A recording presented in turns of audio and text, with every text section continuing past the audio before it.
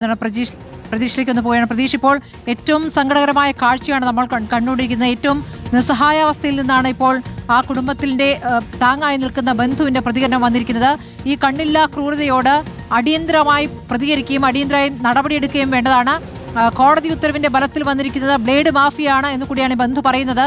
സ്ഥിരമായി ഇങ്ങനെ കൊള്ളപ്പലിശയ്ക്ക് പണം കൊടുത്ത് ആളുകളെ പിഴിയുന്ന ആ വീടിന്റെ പ്രമാണവും രേഖകളും ഒക്കെ തന്നെ ഇയാൾ കൈക്കലാക്കിയെന്നാണ് പറയുന്നത്. പണം കടം വാങ്ങിയ ഈ കുടുംബനാഥൻ ഇപ്പോൾ ജീവിച്ചിരിപ്പില്ലതാനും.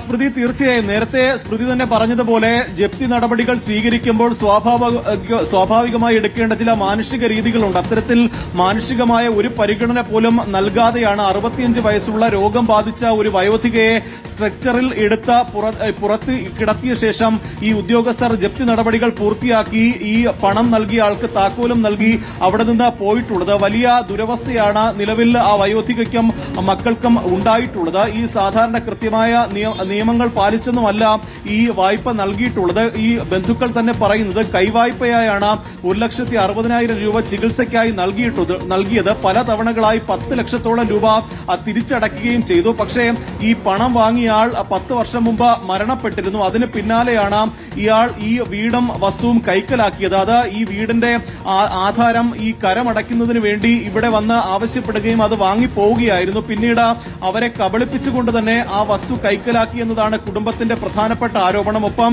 ഇവർ ഒരു സ്വകാര്യ ധനകാര്യ സ്ഥാപനം നടത്തുന്ന വ്യക്തിയാണ് ഈ മോഹൻദാസ്. മാത്രമല്ല ഈ ബ്ലേഡ് പൈസയ്ക്ക് ആളുകൾക്ക് ഈ വായ്പ നൽകുന്ന ആളാണ്. അതുകൊണ്ട് തന്നെ അത്തരത്തിൽ ഇവരെ ഓരോ കാരണങ്ങൾ പറഞ്ഞ് തെറ്റിദ്ധരിപ്പിക്കുകയും ആ വീടും വസ്തുവും കൈക്കലാക്കുകയുമായിരുന്നു എന്നതാണ് പ്രധാനമായും ഉയരുന്ന ആരോപണം. ഒപ്പം നമ്മളിപ്പോൾ സ്ഥലം MLA N. ശക്തനെ ടെലിഫോണിൽ കിട്ടാൻ ശ്രമിച്ചു. പക്ഷേ അദ്ദേഹം മീറ്റിംഗിലാണെന്ന് പറഞ്ഞു. പക്ഷേ അടിയന്തരമായി ഇടപെടേണ്ട വിഷയമാണ്. അദ്ദേഹത്തിന്റെ മണ്ഡലത്തിലെ ഏറ്റവും സങ്കടകരമായ കാഴ്ചയാണ് ഇപ്പോൾ പ്രേക്ഷകർ കണ്ടുകൊണ്ടിരിക്കുന്നത്. ആരെങ്കിലും മനുഷ്യസ്നേഹികൾ സഹായത്തിന് വരികയാണെങ്കിൽ അതും നൽകേണ്ടത്. വെറും 2 ലക്ഷത്തിന്റെ കേസാണ്.